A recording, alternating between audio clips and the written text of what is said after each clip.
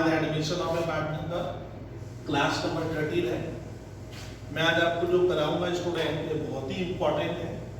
मैंने previous class में आपको रिवैल्यूएशन अकाउंट का नॉलेज दे दिया है, लेकिन आज मैं एक क्वेश्चन कराऊंगा रिवैल्यूएशन के ऊपर, एकदम मास्टर जनरलिटी में करा रहा हूँ। बहुत ही काम की चीज है। स्टार्ट करते हैं सर।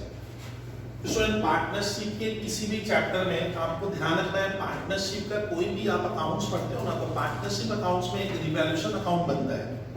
रिवैल्यूएशन अकाउंट स्टूडेंट कौन सा अकाउंट है? ये एक नॉमिनल अकाउंट होता है। आपको ध्यान रखना है, रिवैल्यूएशन अकाउंट एक नॉमिनल अकाउंट है। इस अकाउंट को हम क्यों बनाते हैं कि जब कोई पार्टनर स्टूडेंट हमारे बिजनेस में आएगा तो उस समय एसेट्स और लायबिलिटीज का वैल्यू, एसेट्स और लायबिलिटीज का फिर से हम रीअसेसमेंट करते हैं, मतलब उन वैल्यू को हम बदल देते हैं। उसका कारण मैं बताया था क्यों करते हैं, लेकिन उसके ऊपर स्टूडेंट अब मैं क्वेश्चन कराऊंगा, वो ध्यान से सुनिएगा। तो कोई भी स्टूडेंट पार्टनरशिप में आपको क्या करना पड़ता है? एक रीवैल्यूएशन अकाउंट बनाना पड़ता है। थोड़ा देखिएगा स्टूडेंट, तो रीवैल्यूएशन अकाउंट आप जब बना रहे हो ध्यान से देखिएगा, ये इस तरह का देखने में होगा। Revaluation account is a special type account, it is prepared by partnership firm. इसको कौन बनाता है? पार्टनरशिप फर्म बनाती है to ascertain the amount of profit और loss due to revaluation of assets and reassessment of liabilities. मतलब revaluation account एक खास तरह का अकाउंट है, इसको पार्टनरशिप फर्म बनाती है ये पता करने के लिए कि रीवैल्यूएशन करने की वजह से एसेट्स और लायबिलिटीज का प्रॉफिट हुआ ना लॉस हुआ। और ये प्रॉफिट लॉस स्टूडेंट हमेशा एडमिशन में ओल्ड पार्टनर के बीच में डिवाइड होगा। ये देखने में इस तरह का होगा। इसको हम लोग कहते हैं sir ledger account, revaluation account. इस साइड आपको मालूम है, आपको यहां लिखना पड़ता है स्टूडेंट पर्टिकुलर्स। यहां आप लिखोगे रुपीस, आपको पता ही है सर। यहां आप लिखोगे पर्टिकुलर्स, यहां रुपीस। ये हो गया सर रीवैल्यूएशन अकाउंट का देखने में स्ट्रक्चर इस तरह का है। ये नॉमिनल अकाउंट है, इससे प्रॉफिट लॉस का पता लगाते हैं। अब आता है आज मैं कराऊंगा मास्टर जनरलिटी। रिवैल्यूएशन अकाउंट क्या है क्या नहीं है ये मैं आपको पहले बता दूं, आप मेरी प्रीवियस क्लास देखिएगा। आज मैं करा रहा हूं अपने सर, मेरी जो बुक्स बनी हुई है, बुक्स में स्टूडेंट आपको मिलेगा यूनिट, स्टूडेंट बुक्स का ध्यान से सुनेगा, आपको मिलेगा ये यूनिट 2 में मिलेगा। आपको ध्यान रखना है, सर बोले आप एडमिशन का यूनिट 2 निकाल लीजिएगा। यूनिट 2 में आपको क्वेश्चन मिलेंगे। देखिए कैसे बनाते हैं। आपको मंत्र सर सिखा रहे हैं। रिवैल्यूएशन के समय क्या होता है स्टूडेंट, अगर एसेट्स हमारी बढ़ती है, बढ़ेगी, रिवैल्यूएशन मतलब हम एसेट्स की वैल्यू का फिर से मूल्यांकन कर रहे हैं। एसेट्स अगर बढ़ेगी तो आप डेबिट करोगे एसेट्स को, और अगर एसेट्स घट जाए तो हम एसेट्स को क्रेडिट करेंगे। और दूसरा मंत्र है हमारा स्टूडेंट, मंत्र लायबिलिटीज। अगर बिजनेस की बढ़ेगी तो क्रेडिट हो जाता है, माने बिजनेस की लायबिलिटी, माने हमको बाहर वाले को लायबिलिटी बढ़ गई तो वो क्रेडिट होगा, और लायबिलिटी अगर घट जाए तो आपको डेबिट करना होगा। ये लायबिलिटी, ये कौन सा है? लायबिलिटी अगर हमारी इंक्रीज हो जाए और लायबिलिटी अगर हमारी डिक्रीज हो जाए, डिक्रीज होगा तो डेबिट होगा। और एसेट्स अगर इंक्रीज होगा, ये इंक्रीज है, इंक्रीज होगा तो डेबिट, और एसेट्स अगर डिक्रीज होगा तो क्रेडिट करेंगे। ठीक है। अब देखिए, अब मैं आपको यूनिट 1 का मास्टर जनरलिटी याद रखिएगा। इससे मैं जो कराऊंगा एकदम ध्यान से आप करते चलिए। मैं लाइन से करा रहा हूं। पहला उसने लिखा हुआ है यूनिट 1 में 5 journal entries for revaluation of assets and liabilities. मैंने क्वेश्चन में आपको खाली ओनली जर्नल एंट्री बनाएंगे। जर्नल में फिर भी लेजर दिखाया, उसका कारण अभी समझ जाओगे। मेरा यूनिट में लिखा हुआ है stock is under value by ₹12,000। माने जो पहला आइटम है सर, हमारा जो पहला आइटम है वो है stock is under value by ₹12,000। Clear किए स्टूडेंट? इसका मतलब हो गया कि जब पार्टनर क्या हो रहा है हमारे, इसमें जब हमारे बिजनेस में पार्टनर आ रहा है, मतलब स्टॉक का वैल्यू अंडर वैल्यू मैंने कम दिखाया हुआ है, तो आपको ना हमेशा ये ध्यान रखना होगा कि जब आप लोग जर्नल एंट्री बनाओगे ना, तो ये मतलब ये टेक्निक याद रखो कि ये बिजनेस है।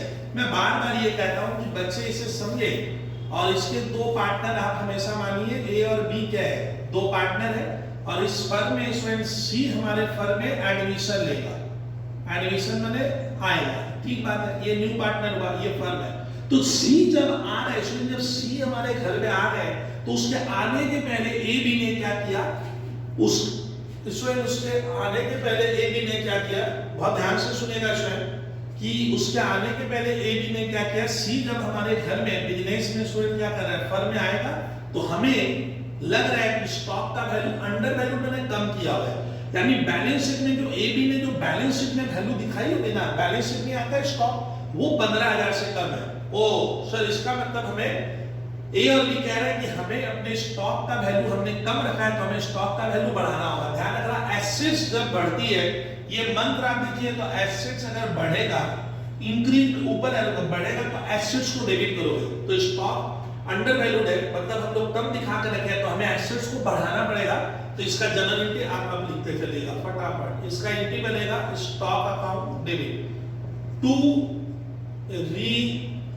Revaluation account. अब आता है कि सर स्टॉक डेबिट क्यों किए, तो प्रॉपर्टी अगर संपत्ति बढ़ेगी, आपको मैं कहूं एसेट्स अगर बढ़ता है तो डेबिट होगा, प्रॉपर्टी एसेट्स बढ़ेगा तो डेबिट होगा, और ये इनकम हुआ। रिवैल्यूएशन अकाउंट क्रेडिट का मतलब मालूम है क्या, ये फायदा हो रहा है, एक वर्ड लिखते हैं रिवैल्यूएशन अकाउंट, और ये जो बेनिफिट होगा ना स्टॉक, इसका बेनिफिट ए और बी ले लेंगे। अभी आपको एक रिवैल्यूएशन स्पेशल वर्ड लिखना होगा, नरेशन हो जाएगा, एक का मैं नरेशन लिखूंगा, बाद बाकी आप खुद लिखिएगा, being increase in value of stock, ये बन गया। देखिए तो यूनिट 1 का स्टूडेंट सर क्वेश्चन करा रहे हैं, ए नंबर बी, क्वेश्चन बी में लिखा है stock is under valued, stock is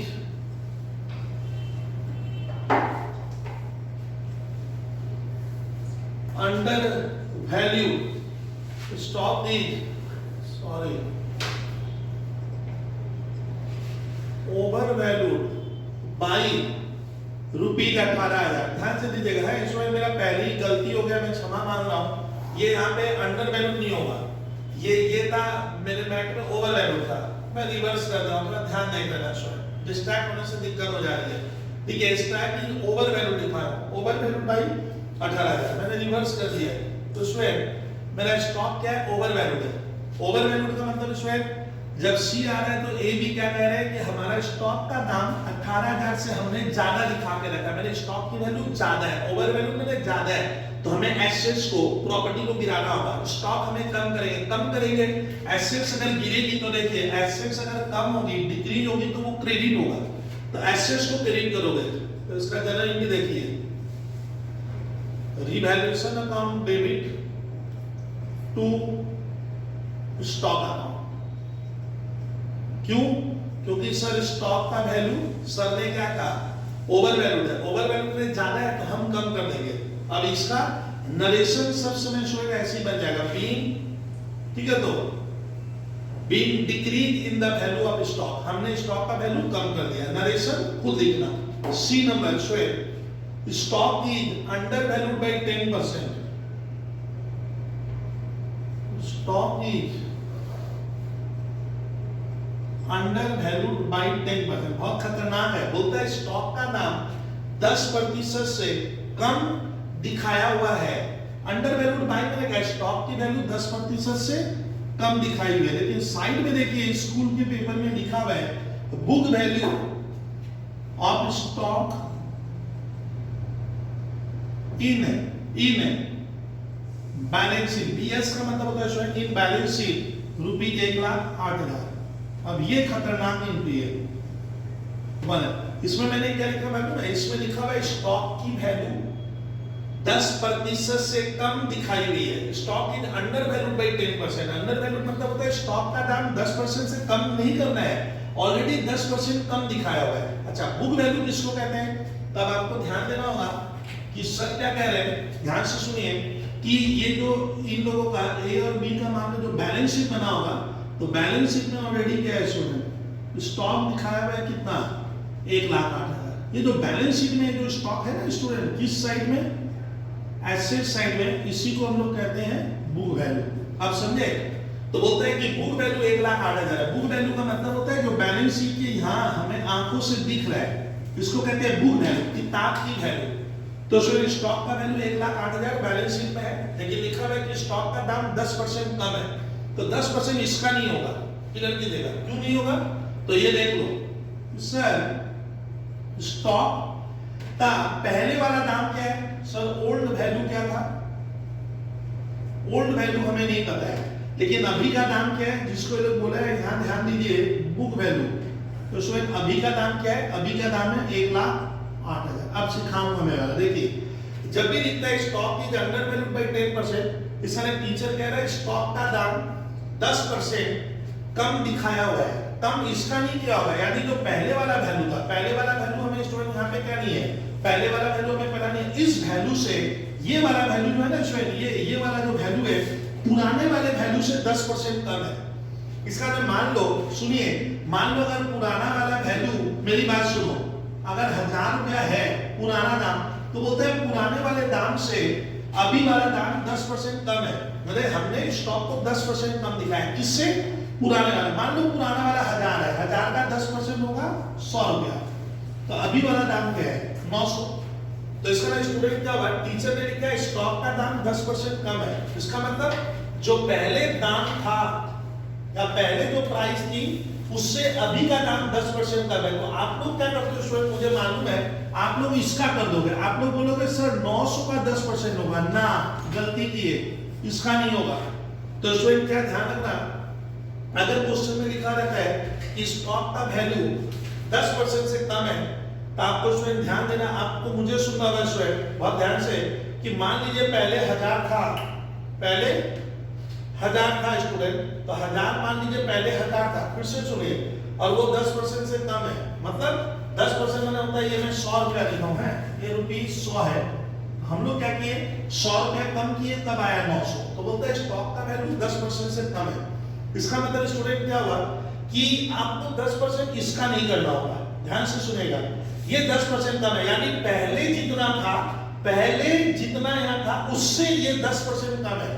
तो मैं मानूंगा, हमेशा आप लोग को तब क्या सोचना है ना, मान लेना पहले 100 था, आप हमेशा क्या मानोगे, पहले 100 रुपया था, पहले 100 था, और अभी हमने 10% कम कर दिया, तो वो चीज अभी क्या हो गई, यानी 100 वाली चीज अभी 90 है।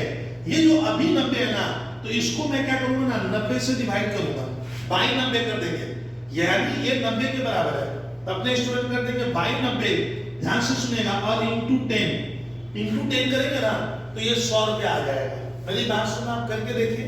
तो उसमें जब भी लिखता है कि स्टॉक का वैल्यू 10% कम है, तो आपको टेक्निक क्या सिखाए, हमारे किताब में लिखा है 1,08,000, ये यहाँ लिखो, पहले वाला दाम जिसको हम लोग कहते हैं ओल्ड वैल्यू, ये हमें क्या नहीं है, पता नहीं है, अभी वाला वैल्यू इससे 10% कम है, इससे 10% कम है। तो इसमें आपको तब क्या करना पड़ेगा, अगर ये वैल्यू यहाँ से 10% कम है, तो आपको मन में क्या सोचना है कि जो चीज पहले 100 थी अभी वो 90 हो गई है, अभी वो 90 के बराबर है, आपको वापस इस वैल्यू पे जाना होगा। तो आप लोग क्या करोगे, मिटा दूं, इसको 90 लिखोगे, बाई 90 इंटू 100 कर देना, करोगे तो ये ओल्ड वाला वैल्यू आ जाएगा।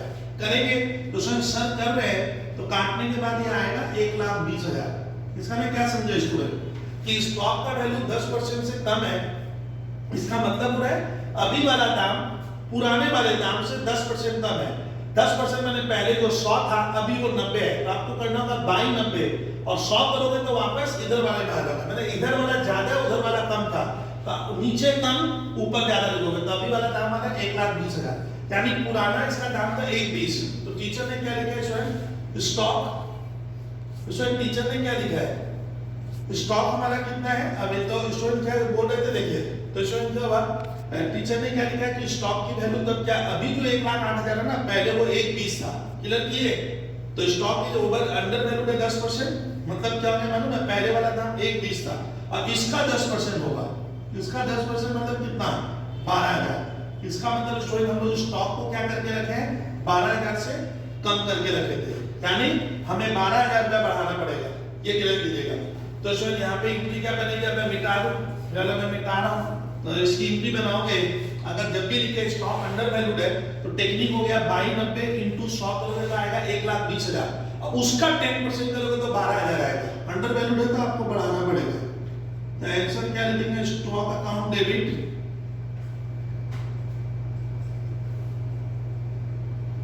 टू रिवैल्यूएशन, ये 12,000 आएगा।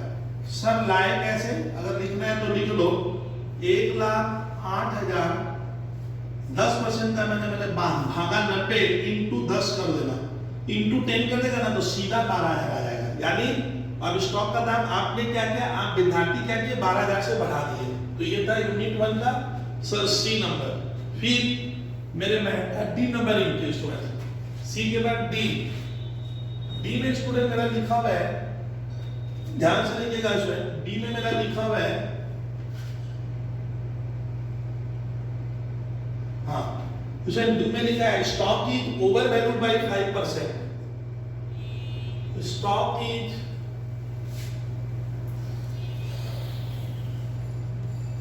ओवर वैल्यूड बाय 5% है, over valued bye 5%। Over book value side में लिखिए आप लोग, book value in balance sheet, book value in balance sheet rupees 3,15,000। अब सुनिए, बोलते हैं कि स्टॉक का दाम 5% से ज्यादा है। मान लो ओल्ड वैल्यू क्या था स्टॉक का, वो हमें नहीं पता है, ओल्ड वाला, और अभी वाला वैल्यू क्या है, अभी मतलब जो बुक वैल्यू कितना है, बुक वैल्यू मतलब जो हम लोग बैलेंस शीट में दिखाए हैं वो 3,15 है। ध्यान से देखिए, बैलेंस शीट में 3,15,000 दिखाया हुआ है। तो ये वैल्यू से, ये जो पुराना वाला वैल्यू है ना, ओल्ड वैल्यू से, पुराने वाले से ये ओवर वैल्यू मैंने क्या है 5% ज्यादा है। इसका मतलब जो चीज यहाँ 100 थी, ज्यादा गलती हो रही है, जो चीज यहाँ 100 थी तो 5% ज्यादा मतलब वो यहाँ पे 105 हो गया। मैंने जो पहले 100 था अभी वो 105 के बराबर है, यानी 105 वाला सामान पहले क्या था, पहले 100 था। तो आपको क्या करना होगा मालूम है, जब भी लिखा रहता है कि ओवर वैल्यूड बाय 5% है, तो आप मन में सोचोगे कि जो 100 था अभी वो 105 के बराबर है। तो आपको क्या करना होगा, इस फिगर का आंसर होगा इसको बाय 105 इंटू क्या कर देना, 100 कर देना। करोगे तो यहाँ वाला दाम आएगा 3 लाख। इसका मतलब क्या है, स्टॉक हम लोग क्या किए, 3,15,000 जो वैल्यू दिखाया हुआ है पुराने वाले से जो होना चाहिए उससे आपका वैल्यू 5% ज्यादा है। तो कितना ज्यादा हुआ मालूम है स्वयं, 15,000 रुपए हम लोग स्टॉक ज्यादा करके रखे हैं। मतलब 3 लाख की चीज को हमने 5% बढ़ा दिया था। 5% होता है परफेक्ट 15,000 होगा। अब क्लियर कीजिएगा, तो आप 15,000 बढ़ा के 3,15 में, मैं 3,15 को वापस पीछे ले जा रहा हूं, तो नीचे होगा ज्यादा, ऊपर होगा कम, तो यहाँ का वैल्यू आ जाएगा। क्लियर किए। अब आप सोचते हैं कि ओवर वैल्यूड है किससे, इस वैल्यू से 5% मतलब 15,000। तो इसका आंसर लिखोगे ओवर वैल्यूड है मतलब आपको स्टॉक को कम करना होगा। ओवर वैल्यूड मतलब हमने ज्यादा लिखा है, तो आपको एंट्री क्या बनानी पड़ेगी मालूम है, revaluation account debit to stock account 15,000। अगर कैसे आया लिखना है तो आप लिख लो 3,15,000 बाई 105 टू ओवर वैल्यूड है बाई 5 करोगे ना तो खाली ओवर वैल्यूड वाला पोर्शन आ जाएगा। तो ये अपने किए डी के बाद स्टूडेंट ई नंबर 1 के ई में स्टूडेंट लिखा हुआ है amount of land and building to be increase to, देखो amount of land and building to be increased, amount of land and building is to be increased to, is to be है, यहाँ डालो is to be increased to rupees 12 lakh. और side में लिखा हुआ है B भी मैंने बुक वैल्यू 10 लाख। स्टूडेंट को यही नहीं मालूम है बुक वैल्यू क्या है। बुक वैल्यू उस वैल्यू को कहते हैं जो आप बैलेंस शीट में दिखाया है। तो बैलेंस शीट में हमारा 10 लाख है, लेकिन टीचर बोलता है लैंड एंड बिल्डिंग को इंक्रीज टू का मतलब होता है आप बढ़ाकर, इंक्रीज टू का मतलब है बढ़ाकर क्या, बढ़ाकर 12 तक पहुंचा दीजिए। जब भी लिखा रहता है सर प्रीपोजिशन में आता है इंक्रीज्ड टू, मतलब टीचर कह रहे हैं लैंड एंड बिल्डिंग को 12,000 तक कर दीजिए, 12,000 पहुंचा दीजिए, सॉरी 12 लाख कर दीजिए। कितना है बुक्स में 10 लाख है, तो 12 करने के लिए मुझे 12 लाख नहीं बनाना है, कितना 2 लाख बढ़ाएंगे। तो इस लाइन को लिख लो। तो इंक्रीज टू का मतलब होता है 12 लाख विद्यार्थी कर दे, तो 12 लाख करूंगा तो 10 लाख तो है ही है, तो आपको बिल्डिंग कितनी बढ़ानी होगी, 2 लाख से बढ़ेगा। आंसर लिखो, land and building debit to revaluation account. कितना करेंगे हम, कितना बढ़ाएंगे सर, 2 लाख रुपया बढ़ा देना है। किस वैल्यू को सर, लैंड एंड बिल्डिंग को। लाइन को इंक्रीज टू, इंक्रीज टू का मतलब एक बार बोल दो, हमें लैंड एंड बिल्डिंग को बढ़ाकर 12 लाख तक कर देना है। 12 लाख मैंने कितने की चीज, 10 की चीज 12 तक पहुंचाना है। कितनी बढ़ा देंगे, 2 लाख बढ़ाए। ई के बाद स्टूडेंट आप लोग लिखोगे एक्ट नंबर स्टूडेंट मेरा लिखा हुआ है value of land and building,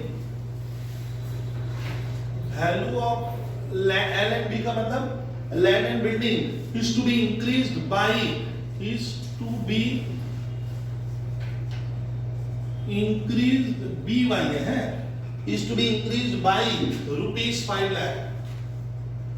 side में लिखिए बुक वैल्यू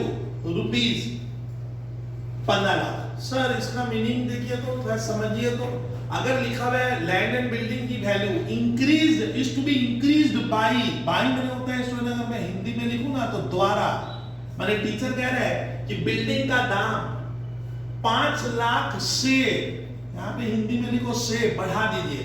माने इधर मुझे 5 लाख नहीं करना है, टीचर कहता है इंक्रीज बाय, इसमें था इंक्रीज टू, इंक्रीज टू का मतलब 12 लाख कर दे, 10 की चीज को 12 कर दे, इसमें कहता है 5 लाख से बढ़ा दे। तो इसलिए सीधा कह रहे हैं लैंड एंड बिल्डिंग का वैल्यू 5 लाख से बढ़ा दीजिए।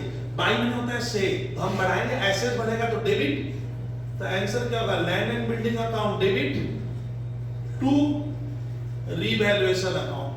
कितना बढ़ाने बोला है टीचर ने, टीचर बोला विद्यार्थी 5 लाख रुपए की इंक्रीज कर दे, सब कर दिए, तो 5 लाख रुपए अपना स्टूडेंट क्या हो गया, इंक्रीज हो गया। आप क्लियर कीजिएगा। तो ये था एफ, यूनिट 1 का। एफ के बाद स्टूडेंट हम लोग का जो नंबर है वो है जी। जी में लिखो plant and machinery is to be depreciated by, PM का मतलब plant and machinery is to be depreciated by 10%। Bracket में लिखो बुक वैल्यू, बीबी मतलब बुक वैल्यू 3 लाख। अब सुनिए इसका मतलब सुनिए, टीचर ने एक बार मैंने दिया है plant and machine is to be depreciated by, देखिए इसका मतलब होता है प्लांट एंड मशीन की कीमत को 10% से बढ़ाएगा। प्लांट एंड मशीनरी को 10% से कम कर दो। ओ सर सीधी बात है, एसेट्स कम करना है कितने से, 10% के द्वारा। इसका 10% करोगे, 3 लाख का 10% होता है 30,000। हमें कम करना है स्टूडेंट, एसेट्स घटने से क्रेडिट होती है। तो देखो revaluation account debit to plant and machinery, कितना कम करना है, 10% से। 10% करोगे आपको आता है सर 30,000 रुपया होगा। कितना होगा, 30,000 किसका किए, 3 लाख लिखकर उसका 10% करो।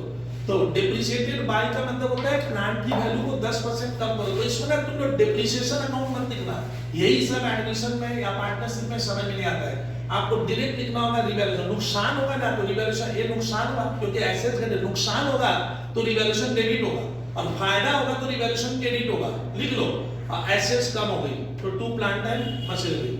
उसके बाद स्टूडेंट जी के बाद सर ले रहे हैं एच नंबर, यूनिट 1 का ये लास्ट आइटम जरा सुनो। Plant and machinery, plant and machinery is